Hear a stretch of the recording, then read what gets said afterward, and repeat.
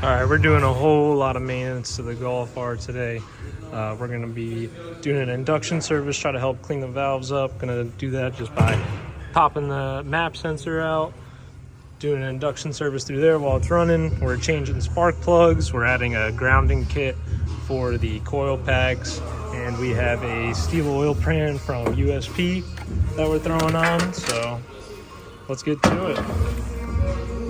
All right, goodbye plastic oil pan. It's pretty simple. Just take the splash shield off and disconnect the sensor, drain the fluid as best as possible so you don't make too much of a mess, and take out all these T30 Torx bit bolts. And then we're gonna RTV the new steel oil pan and slap her up. One other thing I'm going to do is these EA888 engines have a oil level sensor, and I tried really hard to source just the gasket for this so I could get a new one. Couldn't find it, didn't feel like spending $100+ on a whole new sensor if this one works fine. So I'm just going to RTV around where this is going to go so we can make a nice good seal on the new oil pan. All right, so we unbolted that plastic oil pan. We cleaned this all up with just a kind of aggressive sponge. There really isn't too much on here because there was never RTV on here to begin with. So you just got to clean it up. And then we will put some RTV on the pan. Just want to have a nice bead that goes around the side of every nut. So it's going to look kind of like that. And I kind of like to smooth it, but more spread it around so we get a nice good seal. And then right when you're ready to smack it back on, just hit this with a little bit of brake clean up any residual oil so you get a nice clean surface, and go through the tightening sequence. Volkswagens are a little different than most brands I've worked on. Usually there's more of a cross pattern when tightening the oil pan down, but this one wants you to go in a circle. I think I'm going to do it the way I normally do on most JDM cars and even most American domestic cars. You'd do like one here, one here, one here, one here, one here, one here, one here, one here.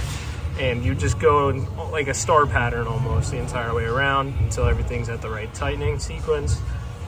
So we got a bead laid around the whole thing. And then what I was taught to do is you almost want to make like little Hershey kisses as you go around, just to make sure everything's nice and even. It definitely works better with certain RTVs compared to others. Right now I'm using Nissan OEM RTV, just stuff I've been working with for the past 2 years, and I've learned to trust it and know how it acts. So just gonna do that around the whole thing, make sure everything's nice and evened out, and we'll be good to go.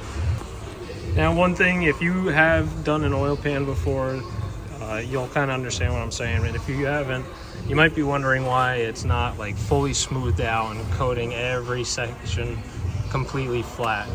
Once you put this on the engine and you get it tightened down, all this RTV is going to squeeze flat, and you don't want it to squeeze too thin to where it ends up making a breach for any of the oil to get through.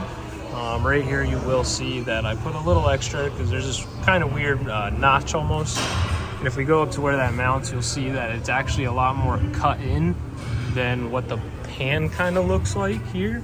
So we're gonna wanna make sure we get it a little bit more in here. I might just put a little more right in that spot to fill it in a little easier so it lines up a lot better. So like I said a couple minutes ago, this pan's all set. We're just gonna come over here and we're gonna wipe this down, make sure that this is all dry before we slap the pan on.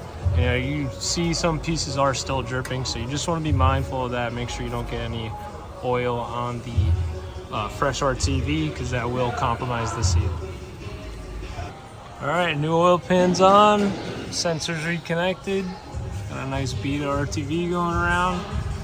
I ended up just doing it like most other steel pans, just crisscrossing the entire way and then finally going around for another lap.